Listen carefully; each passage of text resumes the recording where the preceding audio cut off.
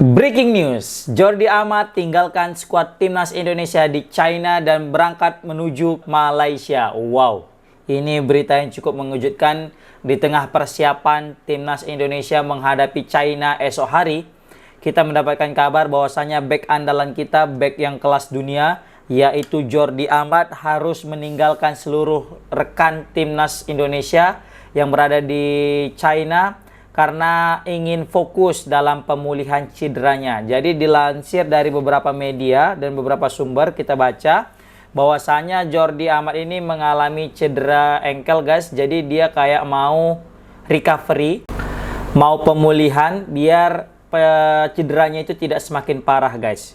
Jadi dia juga udah pamitan kepada Coach Sintayong, kepada seluruh rekan tim, manajer dan juga para staf pelatih yang lainnya, bahwasanya dia memang betul-betul ingin fokus biar nanti katanya bisa bermain di bulan November guys, ketika menghadapi Jepang dan Arab Saudi guys. Ya, kita doakan semoga Jordi Amat ini bisa cepat sembuh ya, karena kita tahulah Jordi Amat ini punya kontribusi yang cukup signifikan bagi timnas Indonesia, khususnya di awal-awal proses naturalisasinya. Meskipun di akhir-akhir ini Jordi Amat ini bisa kita bilang tidak dalam performa terbaiknya dalam membela timnas Indonesia, tetapi kita tidak boleh melupakan jasa-jasa daripada Jordi Amat yang mana selama ini mau memberikan sumbangsih ya, baik itu pengalamannya, baik itu skillnya kepada timnas Indonesia, sehingga timnas Indonesia berhasil berada di posisi saat ini guys. Nah, jadi ada juga indikasi, ada juga cuitan di situ aku lihat, apakah dan komen netizen ya, Jordi Amat kan nggak bisa main nih, Jordi Amat pulanglah ke Malaysia dari China kan. Jadi ada yang bilang, apakah ini sebuah keberuntungan? Apakah ini sebuah keuntungan atau kerugian dengan kita tidak adanya Jordi Amat? Nah, ini memang agak ngeselin juga sih yang ngomong kayak gini ya. Tapi ada juga mungkin ininya ya, rada-rada benarnya juga bagi netizen yang ngomen ini. Jadi kita bahas dulu sih, apakah ini sebuah keuntungan atau sebuah kerugian? Kalau keuntungan mungkin yang didefinisikan netizen ini adalah ketika Jordi Amat selalu sering membuat blunder guys. Jadi ini harap dimaklumi karena memang faktor usia tidak bisa dipungkiri guys. Jadi Jordi Amat ini betul-betul seperti kehilangan sentuhannya di beberapa pertandingan terakhir bersama timnas Indonesia karena memang sering melakukan kesalahan-kesalahan yang berujung kebobolannya gawang Indonesia guys. Maka dari itu inilah mungkin salah satu faktor kenapa netizen itu mengatakan ini sebuah keberuntungan dengan tidak hadirnya Jordi Amat. Kemarin aja waktu lawan Bahrain kan Jordi Amat kan diturunkan sebagai starter ya, masuk dalam starting line up bersama Miss Hilgers dengan Bang Jai. Nah, dari ketiga center back itu yang paling keteteran bisa kita lihat itu adalah Jordi Amat. Miss Hilgers dengan Bang Jai, mereka bisa melampaui tekanan atau pressing daripada pemain Bahrain yang memang kebetulan Bahrain menerapkan pressing yang cukup ketat di lini pertahanan timnas Indonesia. Nah, yang sangat keteteran saat itu adalah Jordi Amat. Jordi Amat ini kewalahan dalam menghadapi pressing timnas Bahrain guys. Nah, maka dari itu digantilah Jordi Amat di babak kedua. Nah, mungkin inilah sebagai salah satu faktor juga kenapa Jordi Amat mengapa Jordi Amat dikatakan sebagai keuntungan jika ia tidak bisa bermain dengan timnas Indonesia guys. Dan atau kata dia kan, apakah ini sebuah keuntungan atau kerugian? Kalau kerugiannya ya jelas, ini pasti akan mempertipis kedalaman skuad timnas Indonesia. Mungkin saat ini kita memang memiliki 3 back ideal, yaitu Bang Jai, baru Miss Hilgers dengan Rizky Ridho. Pasti Rizky Ridho nih yang akan tampil ketika melawan China. Nggak bisa dipungkiri, siapa lagi pemain yang berkualitas yang bisa mengimbangi Miss Hilgers dengan Bang Jai selain daripada Jordi Amat, selain daripada Rizky Ridho. Nah, setelah kepergian Jordi Amat, pasti posisi ini akan diisi oleh Rizky Ridho. Nah, kita bahas tadi kerugian. Kenapa bisa kita bilang kerugian? Nanti ini memang kita lagi pede dalam artian 3 pemain ini, back kita ini memang lagi sehat-sehat. Lagi sehat dan tidak kena kartu. Bisa kita bayangkan jika nanti dalam pertandingan pemain Cina ini bermain cukup kasar dan memiliki strategi yang negatif. Kita tahu lah, belum tanding aja mereka udah punya otak busuk kan, punya hati busuk dengan memindahkan pertandingan ke Qingdao yang jauh dari pusat kota, dari pusat ibu kota, dan juga dengan suhu dingin. Kita lihat aja lah betapa dinginnya di Qingdao. Para pemain juga memakai jaket, bahkan beberapa pemain juga mengomentari suhu yang di sana cukup dingin, guys. Nah, jadi di sini tiba-tiba nanti orang China ini bermain kasar, ingin mencederai back-back kita untuk mencari sebuah peluang ya.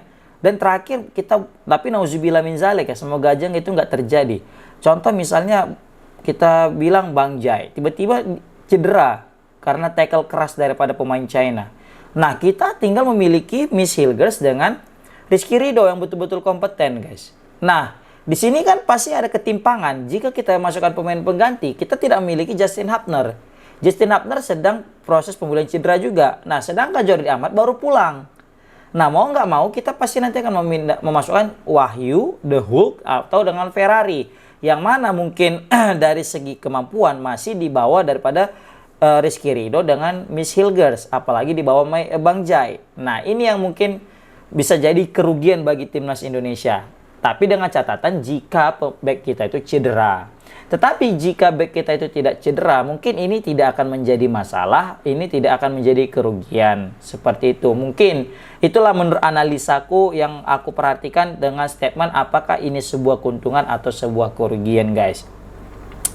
Nah, jadi kembali lagi kita doakan kepada Jordi Amat semoga lekas sembuh. Dan yang terpenting jangan kita ketika Jordi Amat lagi nggak perform saat ini, kita menjelek-jelekkan Jordi Amat, kita mencaci maki Jordi Amat dengan performa buruknya beberapa pertandingan terakhir.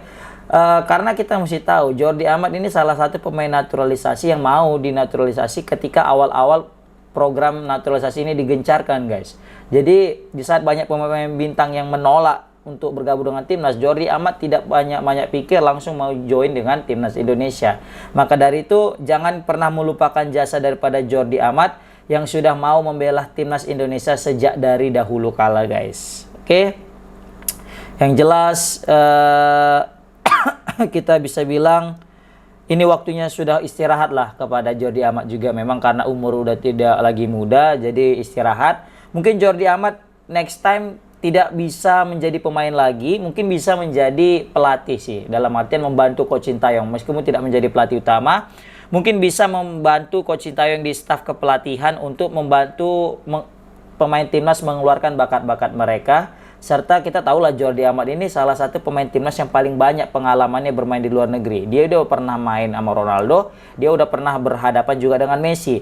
Secara notabene, secara kualitas, dia itu jauh lebih baik atau lebih berpengalaman lah ketimbang pemain-pemain timnas kita yang ada saat ini, guys. Tapi memang karena faktor usia, jadi dia tidak perform lagi. Nah, dengan ada pengalamannya itu mungkin bisa dia salurkan kepada pemain-pemain junior saat ini, guys. Nah, itu yang dibutuhkan Coach Sintayong dengan hadirnya Jordi Amat. Kepemimpinan dia beserta juga dengan pengalaman-pengalaman dia, guys. Atau mungkin bisa jadi opsi ini, Jordi Amat nanti diturunkan sebagai pemain di ajang AFF. Karena kita tahu banyak pemain diaspora kita ya, pemain naturalisasi kita ini kebanyakan itu mereka bermain di Liga Eropa atau liga-liga ternama di dunia, yang mana mereka juga pasti akan sibuk dengan klub-klubnya. Sedangkan AFF ini berlangsung, turnamen AFF ini tidak berlangsung di kalender FIFA, alias tidak masuk dalam jadwalnya kalender FIFA. Nah, ini kan jadi sebuah kerugian juga bagi timnas Indonesia jika memang ingin meraih gelar di Piala AFF. Tetapi jika memang AFF hanya sebagai ladang untuk mengukur kualitas pemain-pemain lokal kita, tidak ada masalah. Yang penting netizen yang kita terapi dulu, netizen yang kita pahamkan bahwasanya kita tidak pasang target di AFF kali ini. Takutnya tahulah gara-gara timnas kita ini udah mulai superior, kita udah menganggap semua kompetisi wajib kita menangkan. Jadi kita wajib tahu dulu mana yang kita prioritaskan, mana yang tidak, guys. Nah, kita kan lebih prioritaskan Piala Asia dan Piala Dunia ketimbang AFF. Nah, jadi mungkin AFF ini bisa kita turunkan pemain-pemain yang memang kalah saing di timnas, yang tidak memiliki jam terbang di timnas, tidak memiliki kesempatan untuk bermain di timnas, bisa kita salurkan melalui ajang AFF ini guys. Dan mungkin ini cocok untuk Jordi Amat yang mana dia juga main di Liga Malaysia. Nah, di Liga Malaysia pasti dia juga sudah paham dengan kriteria liga-liga di pemain-pemain Malaysia yang ada di Liga Malaysia, dan juga kompetisinya juga pasti tidak akan berbeda ketika bermain di Liga Malaysia. Nanti mengikut AFF pasti tidak akan terganggu. Beda halnya dengan pemain-pemain luar negeri, pemain diaspora kita yang bermain di luar negeri atau liga-liga lainnya, yang mana mereka itu pasti akan bisa meninggalkan klub mereka jika turnamen itu sesuai dengan kalender FIFA. Nah, seperti itu guys. Jadi itu tadi seputar tentang Jordi Amat. Lekas sembuh Jordi Amat. Semoga Jordi Amat bisa cepat sembuh dan juga bisa bermain lagi untuk timnas Indonesia. Oke, komen di kolom komentar gimana pendapat kalian tentang Indonesia kehilangan Jordi Amat karena cedera engkel dan ingin pemulihan cederanya guys. Assalamualaikum warahmatullahi wabarakatuh. Oh ya, apakah ini sebuah keuntungan atau kerugian? Komen di kolom komentar ya.